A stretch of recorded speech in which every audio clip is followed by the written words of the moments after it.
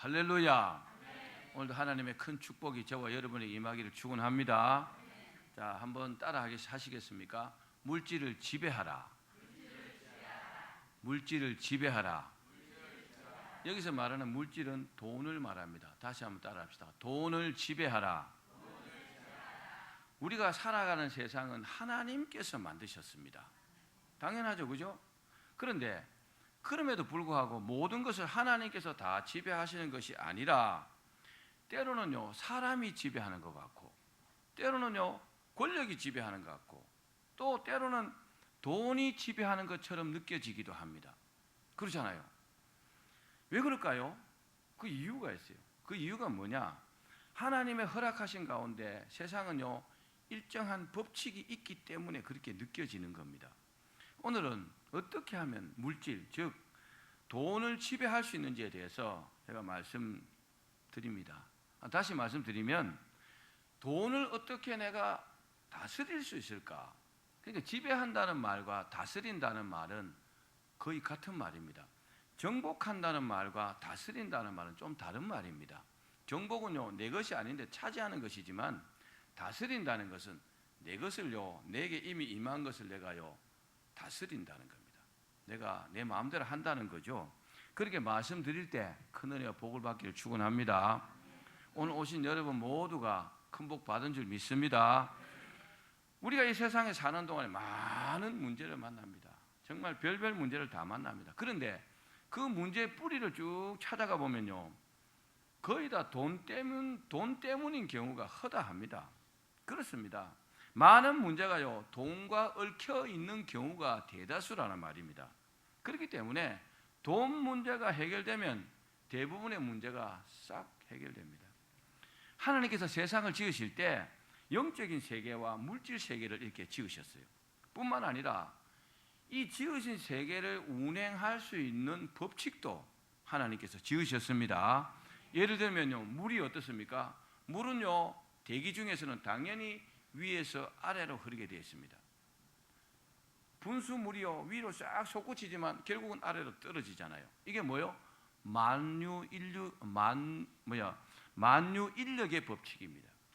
위에서 밑으로 떨어지게 되어 있다는 거죠. 하나님이 이렇게 만드셨기 때문에 이렇게 되는 거예요. 아멘. 아무리 호스를 가지고 공중으로 쏴도 다 떨어지게 되어 있어요. 이처럼 자연뿐만 아니라 우리 인간 사회도 일정한 법칙이 있습니다. 이 법칙을 아는 것이 굉장히 중요합니다. 그냥 막 무작정 무닥대기로 뭐 한다고 되는 게 아니에요.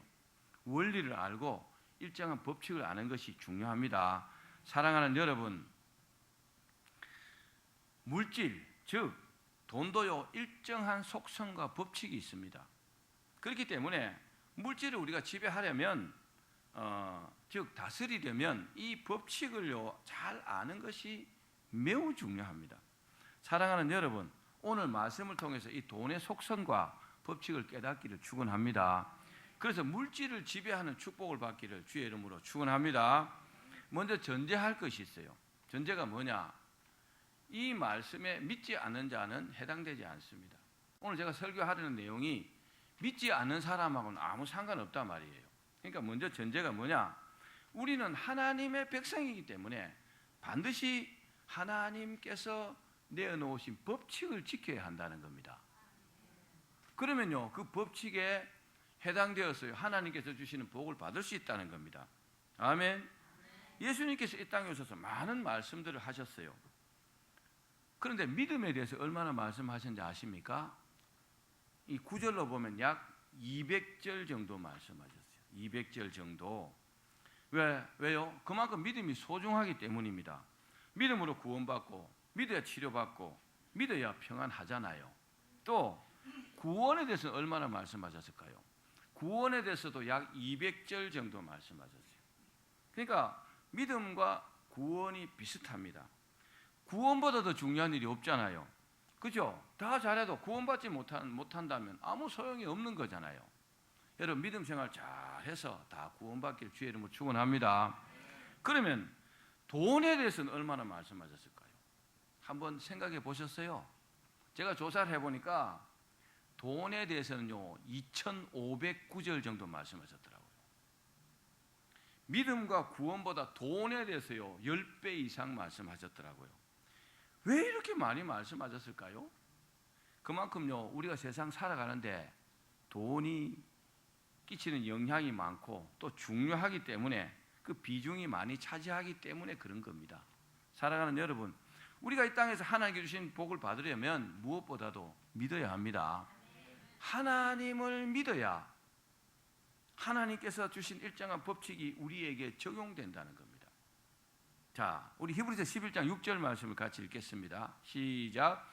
믿음이 없이는 하나님을 기쁘시게 하지 못하나니 하나님께 나아가는 자는 반드시 그가 계신 것과 또한 그가 자기를 찾는 자들에게 상 주시는 이심을 믿어야 할지니라. 아멘. 그렇습니다. 하나님을 믿어야, 반드시 하나님을 믿어야 하나님을 기쁘시게 할 수 있습니다. 믿음으로 하나님을 기쁘시게 해야 희망과 소망이요 실제로 현실이 되는 겁니다. 아멘. 여러분의 희망과 소망이 현실이 되기를 바랍니다. 뭘로 된다고요? 믿음으로 된다는 거죠. 미국에 사는 흑인들은 이 검은 피부 때문에, 여러분 우리도 얼굴이 하얗게 되려고 애를 많이 쓰잖아요. 근데 우리가 아무리 새까매도 흑인만큼은 안 돼요. 흑인들은 태어날 때보다 새까맣니다. 좀 덜 까만 흑인도 있지만 그 검은 피부 때문에 너무너무 괴로워하고 그렇게 소망 없이 살았습니다. 그런데 어느 날 한 예언자가 나타났어요. 한 예언자가 나타나서 두 마디 말을 딱 했어요. 두 마디 말을 딱 했는데 그 말을 딱 받고 그 말을 믿었어요. 딱 믿었는데 그 말이요 그들의 소망이 현실이 되었어요. 자, 그분이 누구냐? 바로 마틴 루터 킹 목사님입니다. 근데 이분이 뭐라고 했느냐? I have a dream. 나는 꿈이 있다. 따라합시다. 나는 꿈이 있다. 아무 소망도 없는 사람들에게 우리는 꿈이 있다. 마틴 루터 킹 목사님도 흑인이에요. 같은 동질감을 느끼겠죠. 그 흑인 목사님이 나는 꿈이 있다 이렇게 설교를 했어요. 왜냐하면 대부분의 흑인들은요 나는 피부가 검기 때문에 아무 희망이 없다, 난 아무 소망이 없다 이렇게 생각하고 살았거든요. 그런데 나는 꿈이 있다 이렇게 했어요. 그리고 또 하나는 뭐냐? Black is beautiful. 뭐요? 검은 색깔은 아름답다. 여러분 검정 색깔이 아름답습니까? 상식적으로? 얼굴이 하얀 사람이 검정 옷을 입으면 아주 얼굴이 빛납니다. 아름답기도 합니다. 그런데 자기들이 피부가 검정색인데 아름답다고 생각하는 흑인들은 거의 없었어요. 그런데 이 목사님이 그렇게 설교를 했어요. 모든 색깔을 배척하는 색깔은 흰색입니다, 사실은. 그런데 모든 색깔을 받아들이는 색은 검정이요. 검정 위에다 뭘 칠해보세요. 다 흡수해버리지.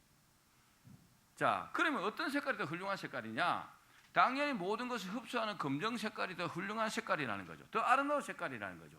이 검정은 하나님이 우리를 축복하신 색깔이다. 여러분 세상 만사 생각하기 나름이에요. 마음먹기 나름입니다. 이렇게 설교했어요. 장례식에 가면 검정색 옷 입고 가잖아요. 장례식 가면 알록달록한 옷 입고 가면 욕먹어요. 왜 그럴까요? 이 검정 색깔이 죽은 그 고인에 대한 최고의 예우의 색깔이기 때문에 검정색 옷을 입는 겁니다. 또 법관이나 성직자들이요 검정색 옷을 입잖아요. 그죠? 검정색 가운을 입는 것도 최고의 경건의 색깔이기 때문에 검정색을 입는 거예요.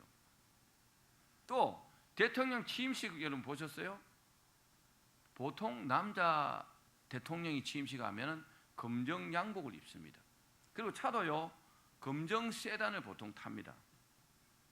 그렇습니다.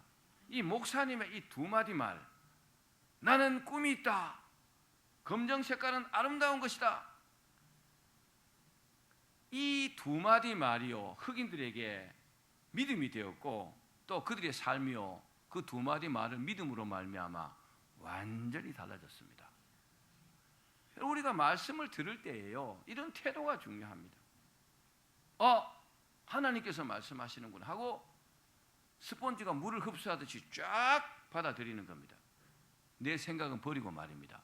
그래 복이 됩니다. 사랑하는 여러분, 우리의 믿음이 하나님께서 기뻐하시는 믿음으로 변화되기를 바랍니다. 그렇습니다. 하나님의 모든 축복은요, 우리 믿음에서 시작됩니다. 따라합시다. 나의 믿음에서 시작된다. 하나님께서 아브라함에게 그토록 원하시는 게 뭘까요? 믿음입니다. 하나님은요, 아브라함이 하나님을 믿기를 바랬지 다른 것도 원치 않았어요. 그래서 이삭을 시험하고 막 별일을 다 하신 거잖아요. 그 믿음의 시험에 합격하니까 하나님께서 엄청난 복을 부어주셨잖아요. 저도 그런 믿음이 있습니다. 저도 우리 성도들이요, 정말 대단한 하나님의 축복을 받아갖고 하나님께 충성할 것이라는 믿음이 있습니다. 여러분이 주인공이 되기를 바랍니다. 그렇습니다. 믿음 있는 사람들은요, 자신의 부족함을 알아요. 내 힘으로 안 된다는 거 아니까 하나님 앞에 기도합니다. 이 사람들은요, 틀림없이 성공합니다. 할렐루야. 한마디도 기도가요, 땅에 떨어지지 않는다는 겁니다. 그렇습니다. 하나님은요, 기도하는 사람을 기뻐하십니다. 그리고 그의 기도를 들으시고 그 필요를요, 반드시 채워주시는 줄로 믿기를 바랍니다. 그런데 사람들이요, 기도하는 문제의 대부분을요, 다 이렇게 펼쳐보면은 대부분은요, 돈이요, 또 돈과 관련된 문제가 많습니다. 전부 다는 아니지만, 사랑하는 여러분, 돈이요, 생명은 없어요. 돈은 물질이에요, 그죠? 그러나 돈을 지배하려면 돈을 알아야 합니다. 돈이 은행에 있다고 내 마음대로 가져올 수 있는 게 아니잖아요. 그렇죠? 따라합시다. 돈을 알아야 한다. 돈을 지배하려면 돈을 알아야 한다.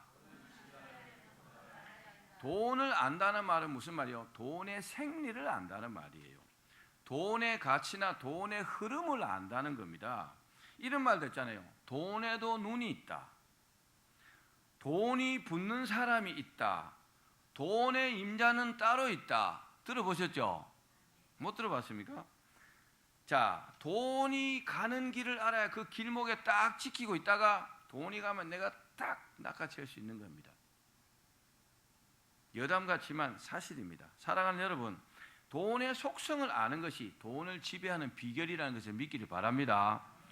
가장 큰 돈의 속성이 뭘까요? 여러 가지 속성이 많아요. 근데 가장 큰 돈의 속성이 있습니다. 돈의 속성은 돈이요, 때로는 나와의 관계에서 돈이 내 주인이 되기도 하고 내 종이 되기도 한다는 겁니다. 이게 돈의 속성입니다. 가장 큰 속성입니다. 여러분, 돈이 여러분의 주인이 되기를 원합니까? 종이 되기를 원합니까? 빨리빨리 생각 안 됩니까? 우리가 돈의 주인이 되어야 합니다. 근데 돈의 종인 사람도 많아요. 누가 돈의 종일까요? 돈을 쫓아다니는 사람은 다 돈의 종입니다. 근데요, 쫓아다닌다고 돈을 잡을 수 있을까요? 불가능합니다. 돈이요, 내가 돈의 종이 되면은 내가 돈을 쫓아는 다니는데 전혀 돈을 잡을 수 없어요. 왜요? 돈이 계속 도망갑니다. 왜요? 내가 돈의 주인이 아니기 때문에. 근데 이와는 반대로 내가 돈의 주인이잖아요. 그러면 내가 어디를 가는지 돈은 나를 쫓아오게 되어 있습니다. 이해 가시면 아멘. 어디를 가도 내가 주인이란 말이에요. 그럼 종은 나를 따라와야 돼요. 종은 권리가 없잖아요. 근데 이게 거꾸로 되면요, 맨날 돈은 따라다니기는 한데 돈을 전혀 차지할 수 없다는 겁니다. 이게요, 돈의 가장 큰 속성입니다. 여러분, 돈이 여러분을 쫓아가기를 바랍니다. 그 이유가 뭐라고요? 그 사람이 돈을 지배하고 있기 때문에 돈을 지키려고 하지 않고 돈을 벌려고 하지 않아도 저절로 돈이 따라오는 겁니다. 이게 돈의 가장 큰 속성입니다. 또 이 돈은요, 나름대로 구조가 있어요. 구조가 뭐냐? 자, 사람과 돈과 하나님이 있어요. 그럼 누가 최상단에 있어야 합니까? 가장 위에 누가 있어야 합니까? 당연히 하나님이 있어야 되겠죠. 근데 어떤 사람은 돈이 제일 위에 있어요. 그리고 자기가 있어요. 하나님 요 밑에 있어요. 이 구조가 완전히 잘못된 거예요. 하나님이 가장 위에 계셔야 합니다. 그 다음에 내가 있어야 합니다. 그리고 돈이요, 내 밑에 있어야 돼요. 나는 하나님의 종이요, 돈은요, 내가 다스리는 거예요. 이게요, 돈과 하나님과 나와의 구조입니다. 이 구조가 깨뜨려지면은 엉망진창이 되는 거예요. 아무리 얻으려고 발버둥 쳐도 얻지 못합니다. 불가능합니다. 여러분, 우리 그리스도인들은 이 믿음을 가지셔야 합니다. 제가 물어보겠습니다. 여러분, 돈을 지배하기 원하십니까?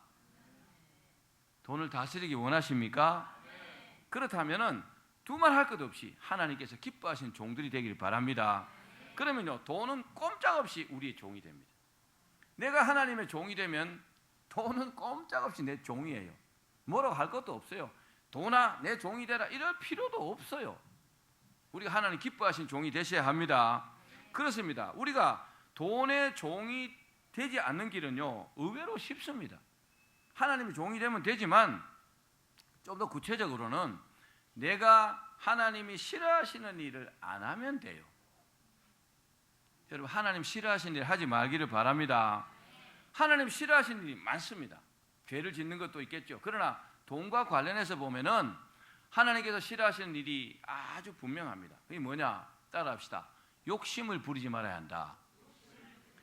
돈에 대해서 욕심을 부리지 말아야 합니다. 자, 우리 성경 말씀을 보겠습니다. 야고보서 1장 15절입니다. 시작. 욕심이 잉태한즉 죄를 낳고 죄가 장성한즉 사망을 낳느니라.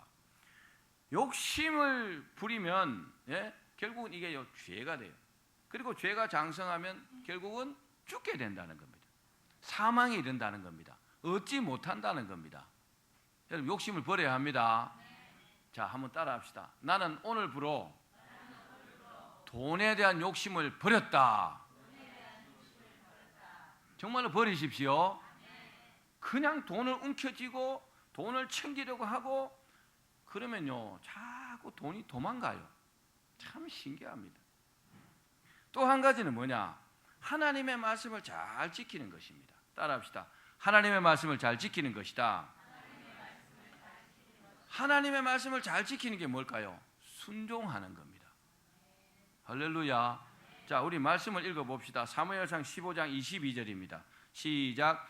사무엘이 이르되 여호와께서 번제와 다른 제사를 그의 목소리를 청종하는 것을 좋아하심같이 좋아하시겠나이까. 순종이 제사보다 낫고 듣는 것이 순양의 기름보다 나으니. 아멘. 하나님의 말씀을 듣고 우리가 수용했어요. 그러면요, 순종해야 합니다. 순종이 뭡니까? 행동으로 나타나는 거예요.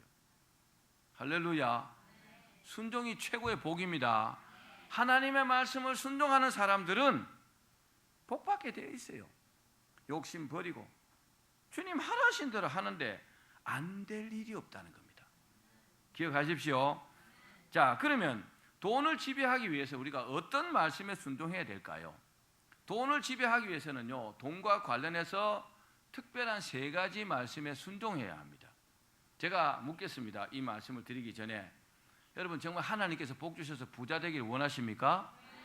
부자 되길 원하십니까? 그래, 이 말씀을 수용하십시오. 이 세 가지만 하면 여러분들은요, 대단한 부자들이 됩니다. 할렐루야. 부자가 되어서 여러분 행복하시고 또 하나님께 더 충성하십시오. 자, 세 가지를 말씀드립니다. 첫 번째, 하나님께 헌금을 드릴 때 기쁜 마음으로 드려야 합니다. 아멘들 잘 하시는데 그렇게 기쁨으로 드리라고 제가 믿어지는데 자, 그런데 그렇지 않을 때도 있잖아요. 그죠? 우리 고린도후서 9장 7절 말씀 읽어봅시다. 시작. 각각 그 마음에 정한 대로 할 것이요 인색함으로나 억지로 하지 말지니 하나님은 즐겨내는 자를 사랑하시느니라. 아멘. 하나님께 드리는 것, 사실은요 좀 틀렸어요. 표현이. 우리가 지금 드린다고 하지만 전부 하나님 것이잖아요. 그죠? 이 모든 것이 하나님 것인데 하나님께서 내게 주셨어요. 그 중에 일부를 드린다 생각하면은 감사함으로 드릴 수 있죠. 기쁨으로 드릴 수 있잖아요. 억지로나 인색함으로 드리지 않을 수 있어요. 그렇죠? 그렇게 드려야 합니다. 그렇게 드리면 어떻게 되느냐? 그런 마음으로 늘 드려지는 사람은 하나님께서 돈의 지배력을 주신다는 겁니다. 이해 가십니까? 이게 이해가 안 되는 분들도 아마 있을 것 같아요. 왜? 이런 경험이 없으니까. 내 돈을 하나님께 드리면 아깝다는 생각만 가지면 절대로 이거 이해가 되지 않습니다. 특히 많은 돈을 드릴 때는 막 너무너무 아까워갖고 막 부부 싸움까지도 하고 이러잖아요. 한 사람은 적게 드리려고, 한 사람은 많이 드리려고, 그러다가 막 싸움박질하고 막 교회도 안 오고 막 그러잖아요. 뭐 두 사람 믿음이 똑같을 수는 없지만, 그러나 돈을 지배하려면요, 이걸 반드시 알아야 합니다. 정한 대로 할 것이요, 인색하거나, 인색이 뭐요? 작게 드리려고 한다는 거죠. 억지로 하지 말라는 거죠. 드리기 싫은데 억지로 하지 말고 어떻게 하라고요? 하나님은 즐겨내는 자를 사랑하시느니라. 아멘. 우리 성도들 가운데는요, 이렇게 믿음 생활, 헌금 생활 하는 분이 많아요. 저는 그분들이요, 반드시 돈의 지배력을 가질 것이라고 믿습니다. 자, 둘째 법칙이 있어요. 따라합시다. 심은 대로 거둔다. 자, 심은 대로 거둔다는 내용이 고린도서 9장 6절입니다. 읽겠습니다. 시작. 이것이 곧 적게 심는 자는 적게 거두고 많이 심은 자는 많이 거둔다 하는 말이로다. 아멘. 콩 심은 데 여러분 콩 납니다. 너무나 정확한 원리죠. 팥 심은 데 팥 나요. 근데 이 원리가요, 심은 대로 거둔다는 겁니다. 또 적게 심으면 적게 거두고 많이 심으면 많이 거두는 법칙입니다. 할렐루야. 좋은 것을 심으면 좋은 것을 거두고 악한 것을 심으면 악한 것을 거두게 되었어요. 이게요, 심고 거두는 법칙입니다. 물질을 심으면 물질을 거둡니다. 돈을 심으면 돈을 거둡니다. 아니, 돈 이야기하면 또 아멘 안 하시는 거예요. 돈 이야기할 때 사실은 크게 아멘 하셔야 돼요. 그렇습니다. 심은 대로 거둔 법칙을 알고 항상 많이 심으려고 해야 합니다. 잘 이해 안 됩니까? 자, 여러분 양심에 손을 딱 얹고 하나님 앞에 드릴 때마다 나는 조금이라도 많이 드려야 되겠다, 그런 생각이 듭니까? 그러면 여러분들이 돈의 지배력을 가지고 있는 분들입니다. 근데 어떻게든지 적게 드리려고 애를 쓰는 사람이 있어요. 또 그냥 아무 생각 없이 드리는 사람이 있어요. 이 사람은 아직 돈의 지배력을 터득하지 못한 사람이에요. 하나님께로부터 돈의 지배력을 받지 못한 사람이었어요. 대체로요, 믿음 있는 사람들은 내가 좀 못 먹고 못 살아도 어떻게든 하나님께 많이 드리려고 애를 써요. 그 사람은요, 돈의 지배력을 터득한 사람입니다. 할렐루야. 여러분 기억하십시오. 굉장히 중요합니다. 자, 돈은 뭡니까? 우리가 돈을 헌금하잖아요, 그죠? 돈의 지배력은요, 돈과 관련된 거예요. 다시 말씀드릴게요. 자, 하나님 앞에 드릴 때 인색함으로나 억지로 드리지 말고 하나님 앞에 기쁨으로 드려야 합니다. 또 심고 거두는 법칙을 이해하시고 하나님께 드릴 때 적게 드리지 말고 많이 드리려고 해야 한다는 겁니다. 그러면요, 돈의 지배력이 확 내게 임한다는 겁니다. 할렐루야. 이해하셨어요? 이런 설교 들어봤어요? 한 번도 못 들어봤죠? 자, 그런데 물질을 지배하는 가장 큰 지배력은 뭐냐? 성경에는 온전한 11조입니다. 우리 성도들 거의 다 온전한 11조를 하니까 그냥 들어보십시오. 세계 최고 부자인 록펠러가 6살 때, 몇 살 때요? 6살 때 어머니에게서 돈의 지배력을 배웠어요. 자, 정말 지혜로운 어머니예요. 그 지배력이 뭐냐? 내 것과 하나님 것을 구분해서 온전한 11조를 드리는 것입니다. 사람은요, 우리 한국 사람들은 예수를 믿기 전에 자기 나름대로 살았잖아요. 그런데 교회 오니까 11조 하라 그래요. 이 원리를 터득하지 못하면 내 것을 빼앗긴다고 생각을 해요. 그러니까 그 사람들은 고생 바가지하고 나중에 깨닫습니다. 그런데 믿음이 되는 사람들은요, 일찍 이 원리를 깨달아요. 록펠러는요, 몇 살 때 깨달았다고요?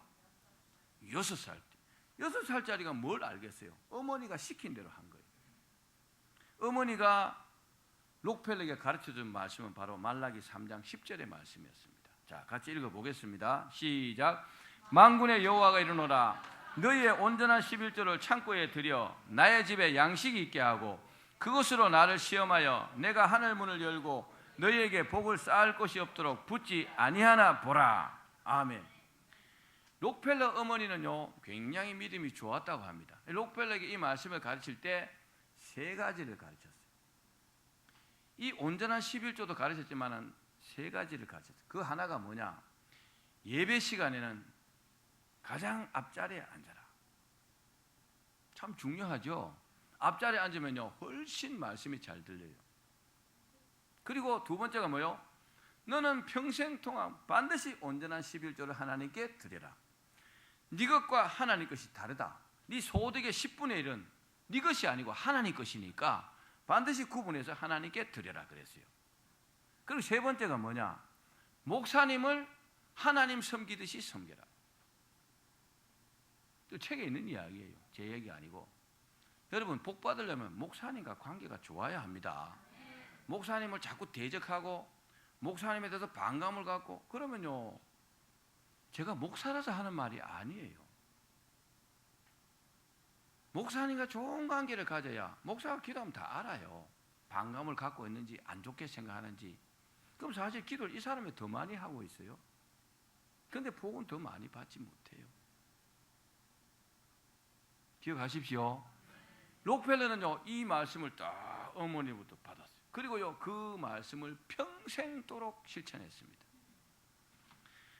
록펠러는 어머니에게서 받은 작은 용돈 그 몇 푼 되겠어요, 그죠? 그런데 거기서 그 작은 돈에서 10분의 1을 떼고 그렇게 시작해갖고 수입이 많거나 적거나 엄청난 돈일 때도 하나님 앞에 11조를 구분해서 하나님 앞에 드렸어요.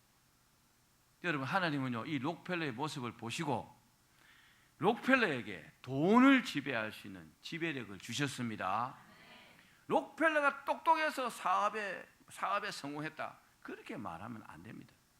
록펠러는요 물론 고등학교 나왔습니다. 처음에 초등학교 다니다가 뭐 학교 좀 쉬었다가 그다음 중학교 고등학교까지 졸업했어요. 그러니까 대단히 공부를 많이 한 사람은 아닙니다. 자, 록펠러가 하나님의 말씀을 실천했어요. 그 말씀이 삶 속에서 이제 나타났습니다. 록펠러는요 다시 말씀드리지만 6살 때부터 순수한 마음으로 어머니가 가르쳐준 그 말씀대로 그대로 실천을 했어요. 그리고 정말 양심에 어긋나지 않도록 100% 하나님 말씀에 순종했습니다. 자, 그 이유가 뭘까요? 많은 이유가 있지만 그 중에 가장 큰 이유가 하나님께서 주시는 돈을 지배하는 그 비밀이 바로 온전한 11조를 하는 것이라는 것을 알았기 때문입니다. 아멘. 여러분들이 제가 드리는 이 말씀을 지금 깨닫고 아멘으로 받고 실천한다면요 여러분들은 돈 걱정하지 않고 살 수 있습니다. 돈이요 여러분들의 종이 되어가고 여러분들을 졸졸졸졸 따라온다는 겁니다. 잡으려고 애를 쓰지 않아도 여러분 소나기예요. 놀아날 것입니다. 돈이요. 왜요? 여러분들 그 지배력을 갖고 있기 때문에 그렇다는 겁니다. 믿기를 바랍니다. 온전한 11조를 드리는 록펠러에게 하나님은요 복을 쌓을 곳이 없도록 부어주셨어요. 그리고 이 세상 모든 사람들 중에서 최고로 돈을 지배하는 지배력을 주셨습니다. 와 멋있잖아요, 그죠? 저도 한때 사업을 했기 때문에 사업가가 돈을 많이 벌려고 하는 것은 당연한 생각이죠. 얼마나 복을 많이 주셨는지 미국 석유 정제 사업에요 80% 이상이 전부 록펠러 거였어요. 빌딩도요 80층, 100층짜리가 막 수두룩합니다. 맨하탄에 막 어마어마합니다. 또 록펠러는요 혹시라도 내가 11조를 빼먹을까 봐서 혹시 11조를 누락해서 잊어먹고 못 드릴까 봐서 11조를 계산하는 직원만 40명을 채용했어요. 몇 명을요? 대단하죠. 한 사람이 계산해도 어마어마하게 계산할 텐데 워낙 재산이 많으니까 워낙 수입이 많으니까 혼자서는 계산할 수가 없어. 자꾸 숫자를 늘리다 보니까 11조 계산하는 직원만 40명. 할렐루야.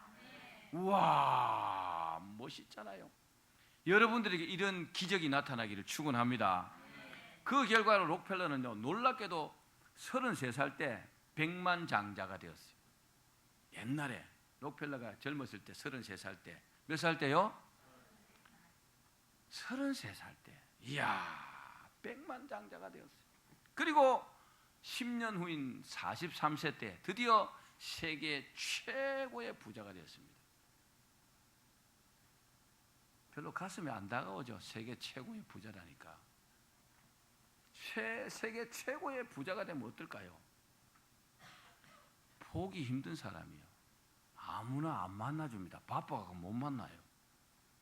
돈은 뭐 어마어마하게 많습니다. 이제 자기보다 부자인 사람은 세계에 한 사람도 없었어요. 여러분, 승부를 걸어도 이런 곳에 승부를 걸어야 합니다. 아멘. 하나님의 말씀에 승부를 걸어야 되잖아요. 그죠? 한번 여러분 올인해 보십시오. 기가 막힌 역사가 나타납니다. 다시 말씀드리면 이 땅에서 록펠러가 돈을 지배하는 최고의 능력자가 되었다는 것입니다. 손을 대는 사업마다 대박이 났어요. 록펠러가 뭐 그렇게 사업 수완이 좋겠어요? 그렇지도 않아요. 그런데 손을 대는 것마다 다 잘 됐어요. 물론 온전한 11조를 드리니 록펠러에게 고난이 없었던 것은 아닙니다. 그러나 고난을 대하는 록펠러의 태도는요, 완전히 달랐어요. 한번 들어보십시오. 1863년경에 록펠러가 사기를 당했어요. 야, 목사님, 하나님을 잘 섬기는 사람이 뭐 사기를 당합니까? 근데 당했어요. 사기를 당해가지고 폐광을 엄청난 돈을 주고 인수한 거예요. 그 순간만 보면 록펠러가 참 바보 멍청이죠, 그죠? 그런데 자, 폐광을 이제 실제 사고 계약을 하고 돈을 주고 가서 가보니까 폐광이요. 막 그 팠는데, 탄광을 팠는데 석탄도 안 나오는 거죠. 금광이라고 했는데 쏘은 거죠. 근데 그때 마침 너무 많은 돈을 투자해가지고 록펠러가요, 막 이 돈에 좀 어려움이 좀 있었어요. 월급도 못 줬어요. 그러니까 직원들이 스트라이크를 일으킨 거예요. 일도 안 하고 록펠러를 막 가둬놓기도 하고 막 그랬어요. 그 록펠러 이게 이해가 안 됐어요. 아니 어떻게 이럴 수가 있습니까, 하나님? 그러면서 그 동굴 깊숙이 들어갔어요. 탄광 깊숙이 들어가고 거기에 무릎을 딱 꿇고 하나님께 이렇게 기도했어요. 하나님, 이건 말이 안 됩니다. 록펠러는 말이 안 되는 거예요. 왜 말이 안 되느냐? 하나님, 제가 지금까지 양심에 어긋난 일을 하지 않았고, 그리고 하나님 앞에 내가 소득의 11조를 온전히 드렸는데 제게 왜 이런 일이 생깁니까? 이건 잘못된 것입니다. 여러분, 이런 기도를 할 수 있길 바랍니다. 이야, 얼마나 멋진 기도예요. 하나님 그 기도를 들으셨어요. 한참을 기도했는데 갑자기 어떤 한 분이 딱 나타났어요. 비몽사몽간에. 그리고 자기를 따라오라 그러대요. 그리고 점점 깊숙한 동굴 안으로, 그 터널, 탄광 안으로 들어가는 거죠. 따라갔어요.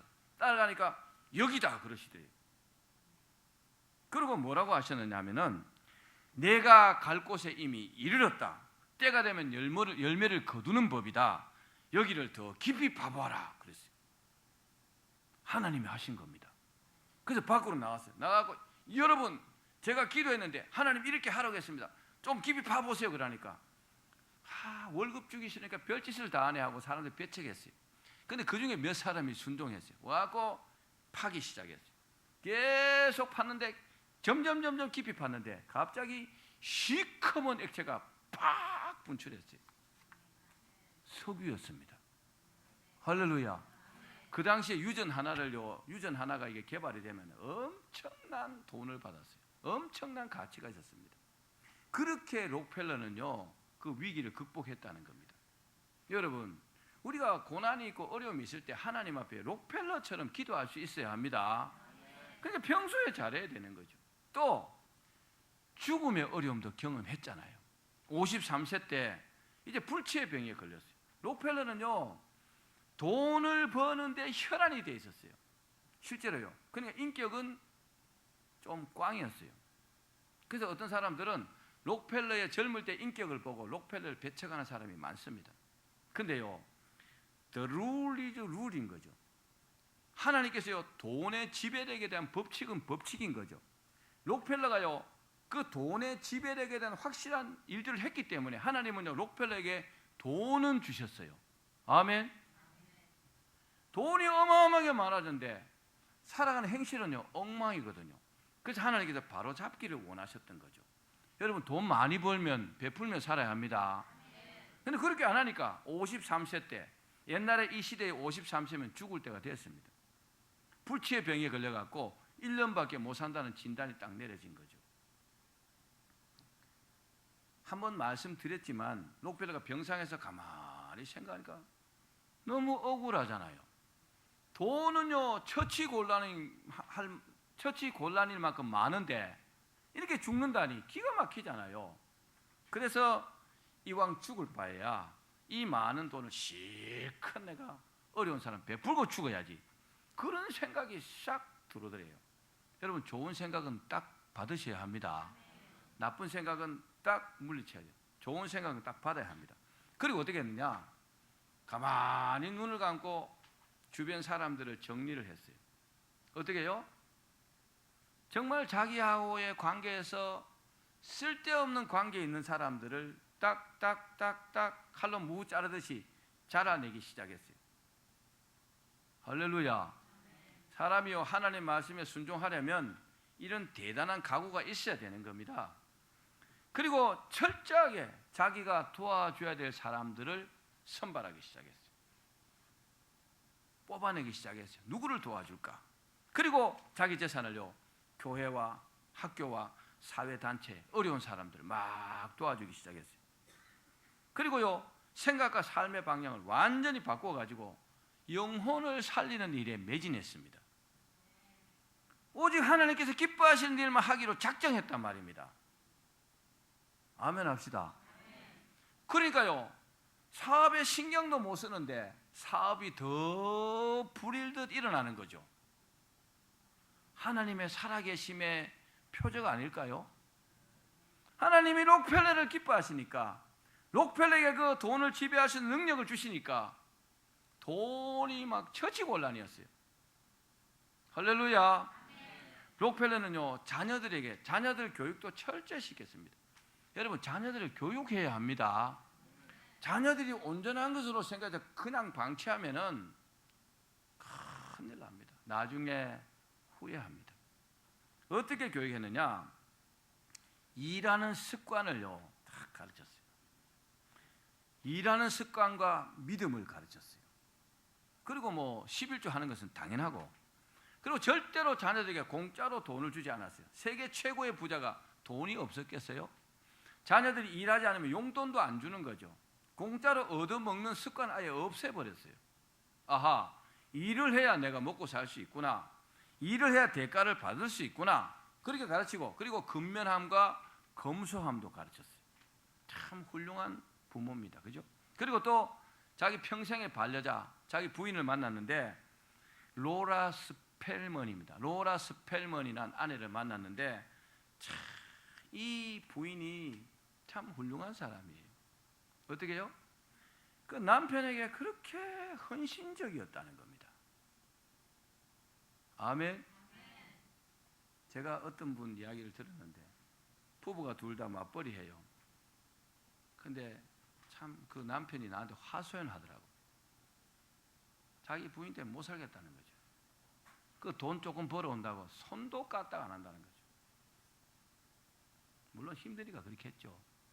그래도 여러분 부부는요 서로 도와가며 살아야 합니다. 이 부인이요 너무너무 헌신적이었어요. 그러니까 이 록펠러가 생각할 때는 정말 이런 사람이 없어요. 사랑할 수밖에 없죠. 정말로 록펠러가 아내를 사랑했다고 합니다. 그 결과로 이 록펠러가 많은 사람들에게 아내 때문에 엄청난 존경을 받게 되었다는 겁니다. 또 이 부인은, 이 아내는 록펠러보다 먼저 천국을 갔대요. 먼저 천국을 가게 됐는데 록펠러가 얼마나 자기 아내를 사랑했던지 그 아내가 죽었어요. 근데 그 시신을 무려 땅에 묻지 않고 4개월 반이나 자기 곁에 놔뒀다가 4개월 반 만에 묘지에다가 묻었다고 합니다. 참, 얼마나 자기 부인이 남편에게 잘했으면 그랬겠습니까? 그리고 또 세계 최고의 부자 아내인 이 사람이 죽었는데 그 유품을 이렇게 정리를 해보니까 얼마나 검소했는지 최고로 값비싼 옷이 뭐냐? 물개 가죽 코트로서 150불짜리, 그 당시 돈으로 15만 원짜리였대요. 그리고 또 무려 반지가 50년 동안 끼고 다닌 반지가 3달러였다고 합니다. 지금 돈으로 3천 원짜리. 그때는 약간 더 가치가 있었겠지만 세계 최고의 부자의 아내가 돈이 없었겠어요? 검소함이 막 몸에 빼인 겁니다. 또 록펠러는요, 사회의 기부나 선한 일도 많이 했지만 특별히 자기 어머니와 자기 아내의 그 독실한 신앙을 기리는 뜻으로 교회를 건축했는데 몇 개를 건축했는지 짐작 한번 해보십시오. 얼마나 했을까요? 100개요? 200개? 무려 4,928개 교회를 건축했다고 합니다. 학교도요, 수천 개를 지었어요. 이야, 얼마나 사회와 교회를 4,928개를 지었으니 그 교회에 와서 믿음 생활하고 천국 간 사람이 얼마나 많겠어요. 세계 최고 부자다운 그런 헌신을 했잖아요. 이렇게 헌신하면 돈이 줄어들까요? 아니요. 록펠러 돈은요, 더 기하급수적으로 불어났어요. 세계 최고의 부자의 위치를 한 번도 잃은 적이 없습니다. 왜요? 하나님은요, 록펠러에게 돈을 지배할 수 있는 지배력을 주셨기 때문입니다. 돈을 다스릴 수 있는 그런 다스림의 능력을 하나님께서 주셨다는 겁니다. 여러분, 우리가 이 돈의 지배력을 얻고 싶지 않습니까? 잘못 생각하고 주일도 안 지키고 돈만 쫓아다니고 돈이요, 더 빠른 속도로 도망갑니다. F-35 속도로 마하 2.3으로 도망갑니다. 어떻게 따라가실래요? 승용차 타고 100km로 따라간다? 못 따라갑니다. 못 잡습니다. 그러나 우리가 주인이 딱 되면 돈은요, 나를 졸졸졸졸졸 따라옵니다. 멋있죠? 이게요, 돈을 지배하는 지배력입니다. 이제 말씀을 맺겠습니다. 오늘부터 우리가 돈을 지배할 수 있는 지배력을 가지시기를 바랍니다. 본문 말씀처럼 하나님과 재물을요, 겸하여 섬길 수 없다 이거예요. 하나님을 섬겨야 합니다. 돈은 내가 지배해야 합니다. 이런 구조가 되어야 한다는 겁니다. 오늘 말씀 명심하셔야 합니다. 하나님과 재물을 겸하여 섬길 수 없다는 겁니다. 절대로 여러분 돈을 섬기시면 안 됩니다. 하나님을 섬기셔야 합니다. 돈은 내가 지배할 대상이지 내가 섬길 대상이 아니라는 겁니다. 그러기 위해서는요, 하나님 앞에 드릴 때 인색함으로 억지로 드리지 말고 기쁜 마음으로 드리시기 바랍니다. 또 심는 대로 거둔다는 말씀을 기억하고 좋은 것을 또 많이 심으려고 하십시오. 또 록펠러처럼요, 평생 온전한 11절을 실천하면 하나님께서요, 반드시 돈을 지배하시는 지배력을 주십니다. 돈을 다스릴 수 있는 그런 능력을 주시는 줄로 믿기를 바랍니다. 꼭 그렇게 되기를 주의 이름으로 축원합니다.